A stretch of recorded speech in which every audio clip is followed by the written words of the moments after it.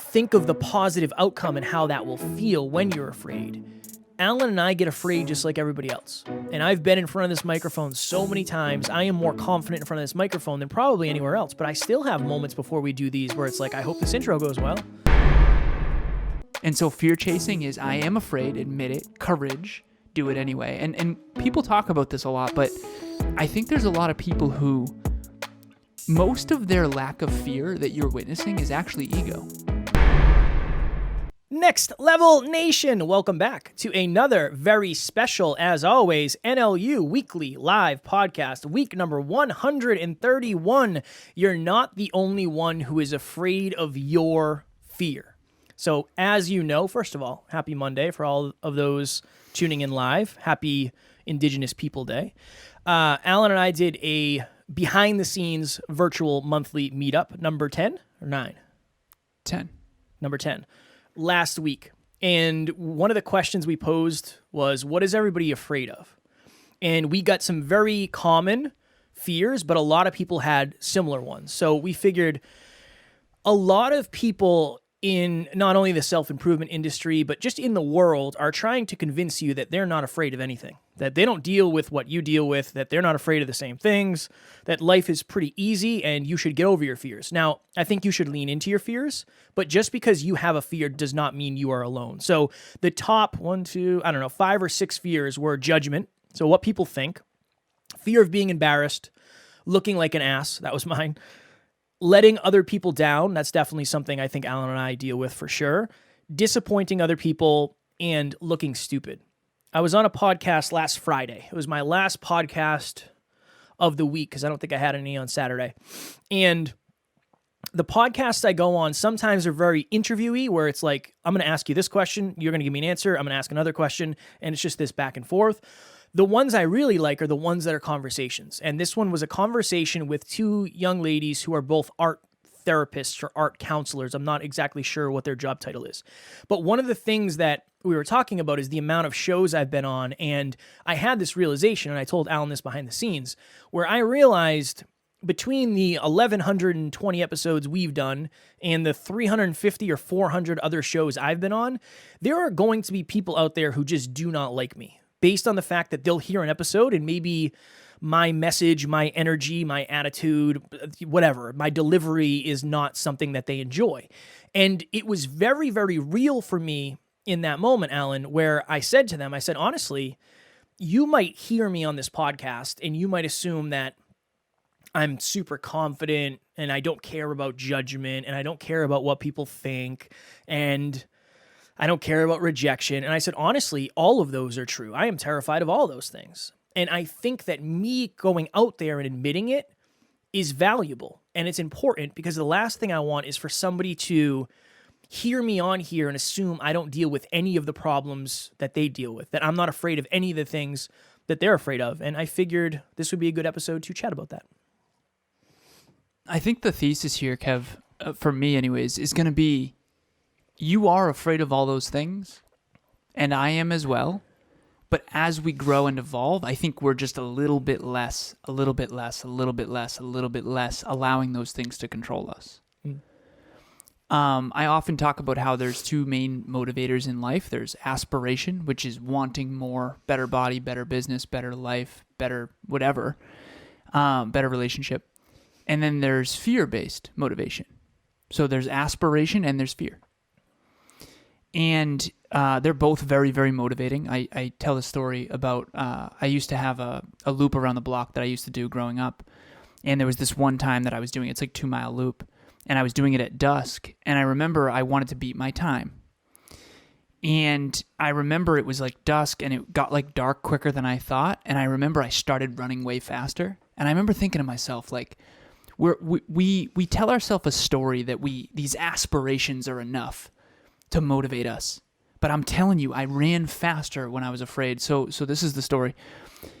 We got a text from one of our neighbors back then. This was many years ago, probably 5 years ago now, 4 years ago. And it was of a black bear.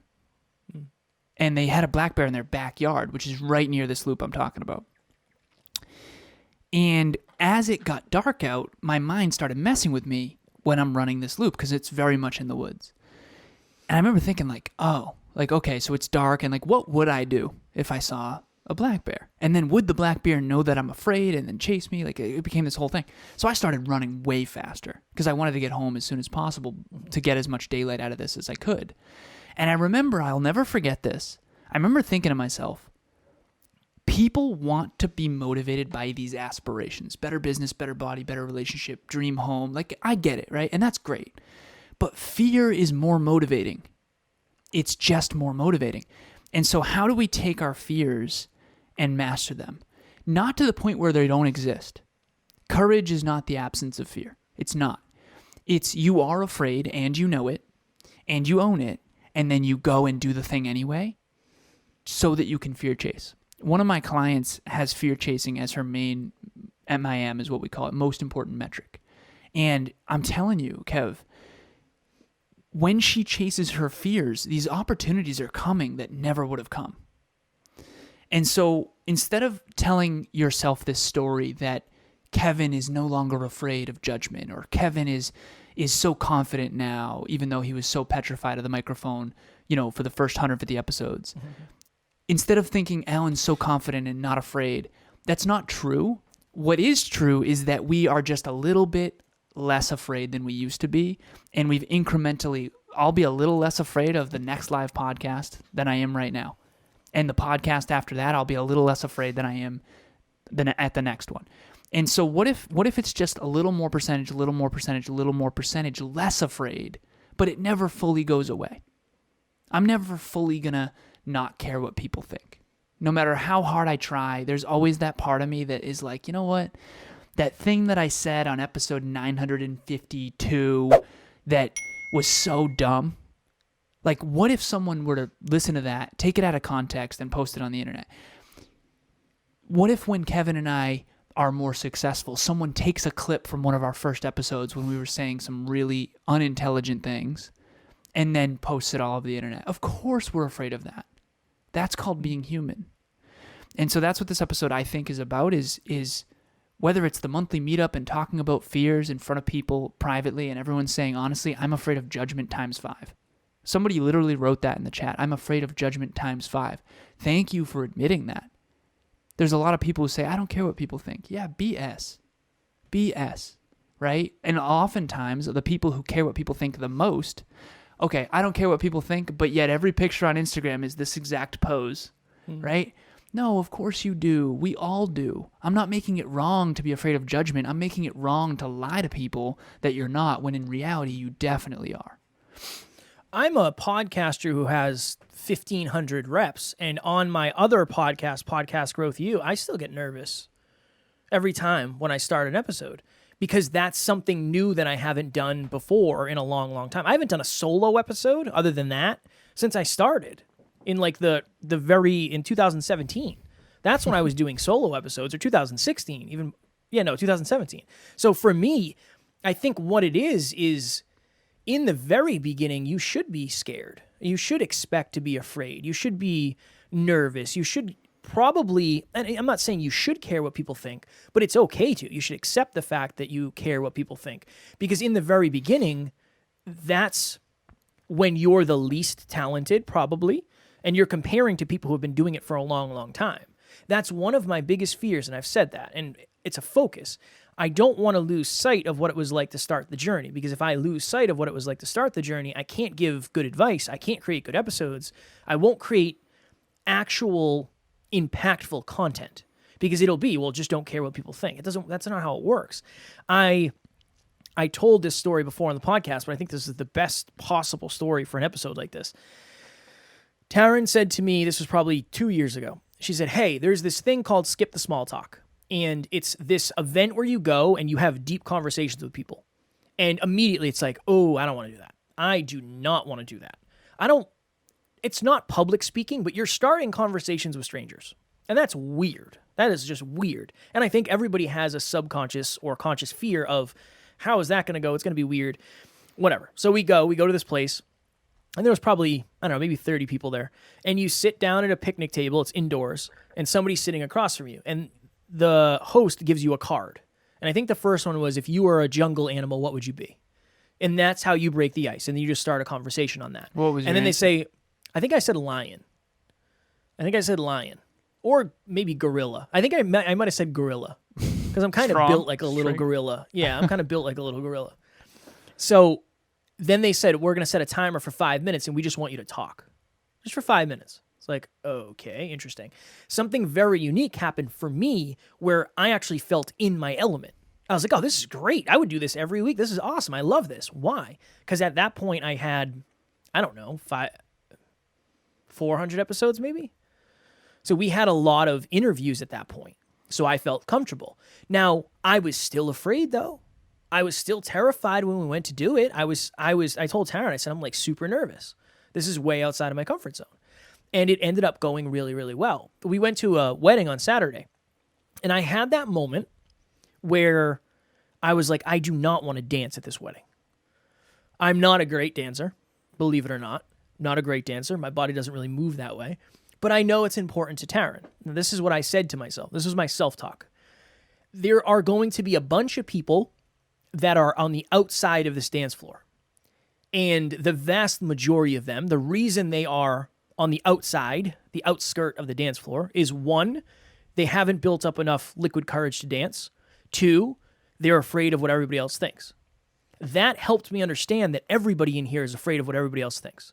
So the last thing I should be worried about is what people are thinking of me because they're not doing it because they're so afraid. Like, let me just go enjoy the night. And Taryn and I did some slow dancing. It was awesome. And we made some great memories. But that started with me saying, I don't want to do this. So that's really the goal from this topic, is for you to understand when you hear somebody say, or you get the impression that somebody's not afraid of what you're afraid of, that's not helping you.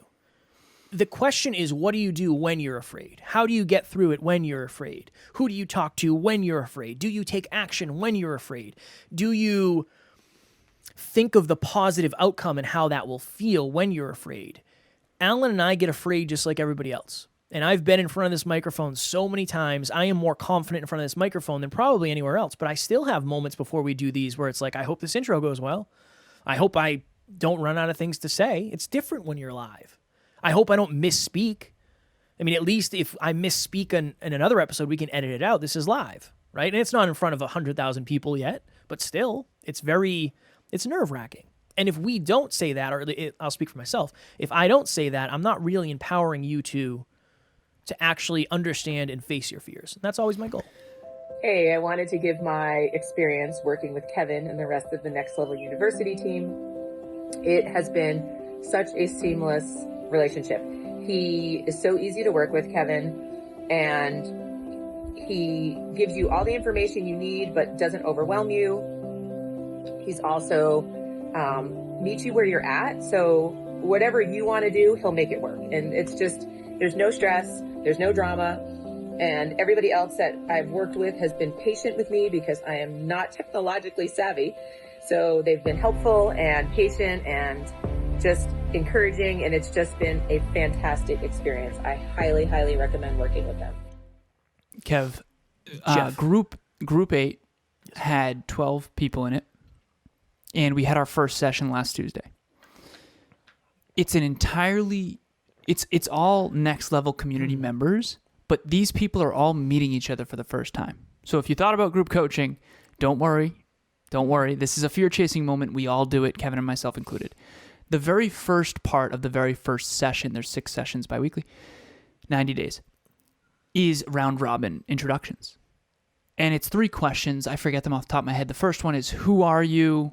What's your intention for this group coaching? Yeah. And then what's something about you that no one knows, or something everyone should know about you? Everyone should know, yeah. And I remember feeling very nervous. Same.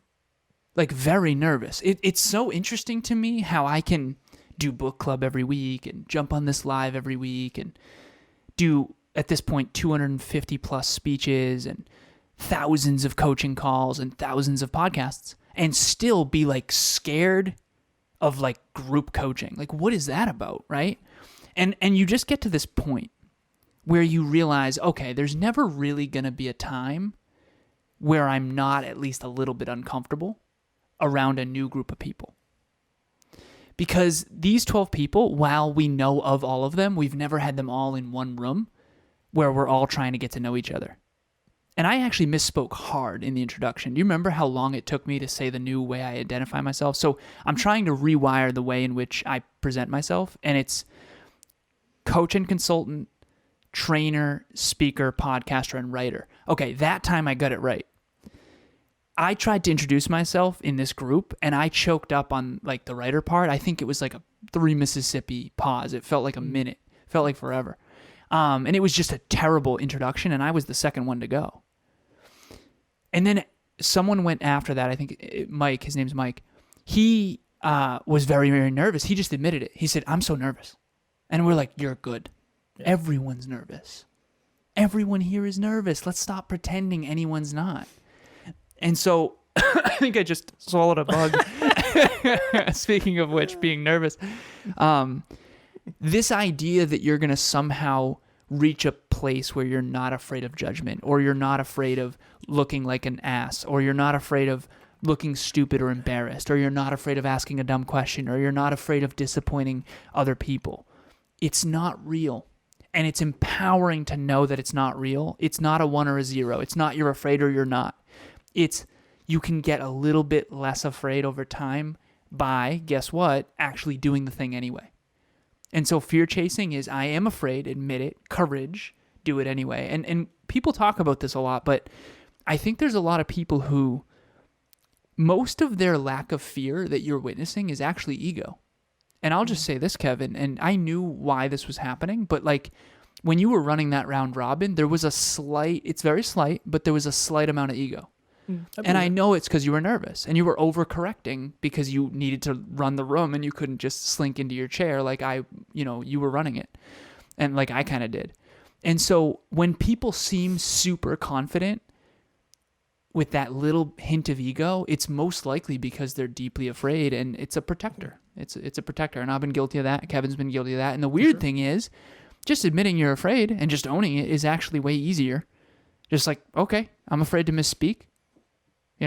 And this is probably going to suck, and I'm going to try to do my best, and it's definitely going to be better than my old best, so let's rock and roll. There's something empowering about just owning the fear and just doing it anyway and being vulnerable. I have a question. Oh, what's up, man? So I have an analogy, a metaphor. Is this an analogy or metaphor? Well, I know you English. I looked this up. Yeah, I recently looked this up. So I was writing, and I was talking about analogies, and I looked it up. I'm like, what is an analogy? An analogy... And you're using it correctly. I'm certain you're using it correctly because I recently looked it up because I was concerned that I was using it wrong. I appreciate it. Okay. This is an analogy. I think of it this way. When you start something new, it's like you're taking a pole and putting it in the ground. The longer, and it's a tall pole, but it takes very little wind for the pole to start to move. As you do it more and more, the pole gets deeper and deeper and deeper and deeper and deeper into the ground, and it becomes stronger. But when you're first starting something, think of every rep as one hit of the hammer on top of the pole. Here's one rep, another rep. How many group coaching calls have we done? So we've done 7 groups times 6, 42 plus 1. We've done 43 of those calls, right? Right.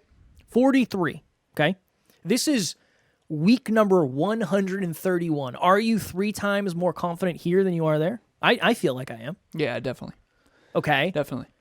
How many coaching calls have you particularly done? The round robin part. Yeah, that one's Because I think hard. That's particularly the nerve-wracking part. That one's hard. How many coaching calls have you done?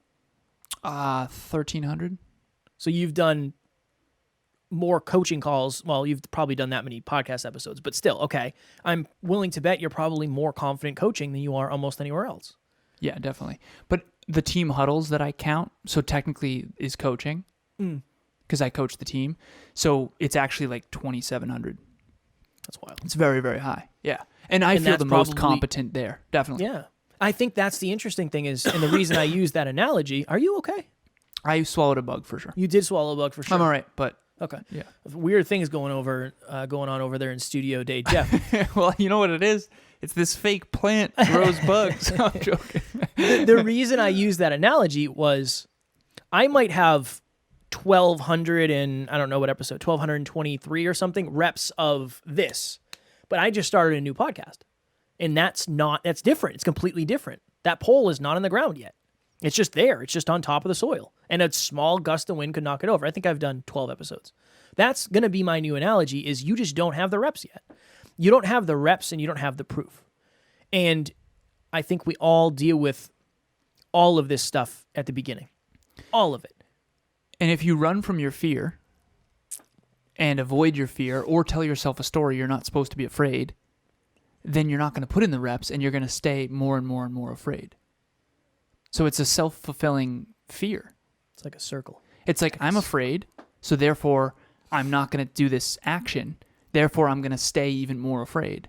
Versus I'm afraid, I'm going to inject courage, and then I'm going to do it anyway, and then be a little less afraid. But if you have a belief that you're not supposed to be afraid because you watched Kevin and I, and we appear not to be that afraid, what you're missing is the 129 other times we've done this. 130 other times we've done this. And how many times were we afraid? I mean, dude, how many of those 130, seriously, were you like nervous before? Most. I mean, I'm nervous before all of them. Yeah, same. Just less. This one, I was a little less nervous than usual, but that's because we actually got some episodes done, and Yeah, we're already in the groove. Yeah. Next Level Nation, as you know, we just started our 8th round of group coaching, and we have sold out every single group that we have had thus far. If you missed any of the groups, but especially group number 8, our 9th round of group coaching is starting on January 3rd. It's 2023, not 2022, so please ignore that small jeffing. I made a mistake. If you want 2023, not 2022, to be the best year of your life, if you want it to be different, if you keep saying to yourself, you know what, next month, next week, tomorrow, next year will be different, this is an actual opportunity for you to make that change. And I guarantee it will be the most beneficial thing you do. I believe in it so very deeply. We would love to have you as a part of that group. We also have a book club. If you have been telling yourself the story that you want to read more, I want to read more, I want to read more, I want to read more. I know I've felt that way in the past. This is your why power to read more. We're reading a book called Switch by Dan and Chip Heath, and it's all about how to change your behavior. It's all about how to face your fears and how to design a life on your own terms, essentially. So we're on chapter 6, Shrink the Change, and that goes really well with what we talked about on this episode, which is essentially if the fear is too big and too monstrous, shrink it down into a little one and face that little fear. Then you can tackle a bigger one, and then a bigger one, and then a bigger one. And if you think about dominoes, think about the domino effect of one fear that you knock down today, then another one tomorrow, and another one after that, and a little bit bigger, a little bit bigger, a little bit bigger. Before you know it, you're going to be doing things that you at one point didn't even know you were capable of.